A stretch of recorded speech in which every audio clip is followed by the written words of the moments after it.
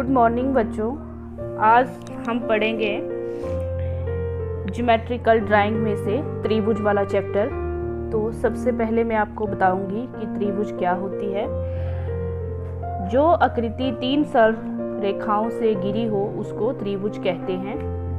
पहला पॉइंट इसका है आधार। जिस भुजा पर त्रिभुज बनाई जाए उसको आधार कहते हैं। दूसरा है आधार कोण। आधार पर बने कोण को आधार कोण कहते हैं। तीसरा है भुजा। आधार के साथ वाली रेखा को भुजा कहते हैं। आगे है शीर्ष कोण। आधार के सामने वाले कोण को शीर्ष कोण कहते हैं। अगला है लंब। जो रेखा शीर्ष से आधार पर 90 डिग्री का कोण बनाए उसको लंब कहते हैं। अगला मध्यिका। ऐसी रेखा जो कोण के सामने वाली भुजा को 2 भागों में विभक्त करे उसे मध्यिका कहते हैं। जैसा कि आपको चित्र में दर्शाया भी गया है त्रिभुज कैसे बनानी है। सबसे पहले हम एक रेखा लेंगे AB।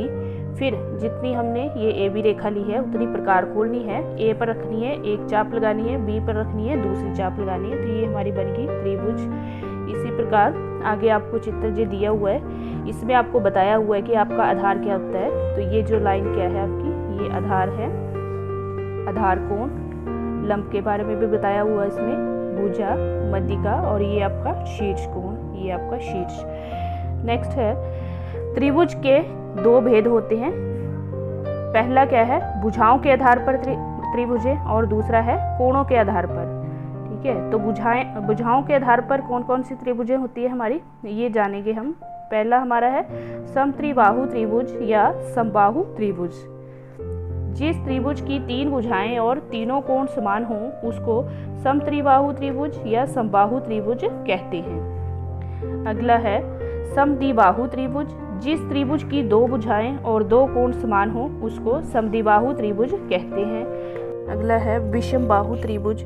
जिस त्रिभुज की कोई भी भुजा समान ना हो और कोई भी कोण समान ना हो उसको विषमबाहु त्रिभुज कहते हैं। धन्यवाद।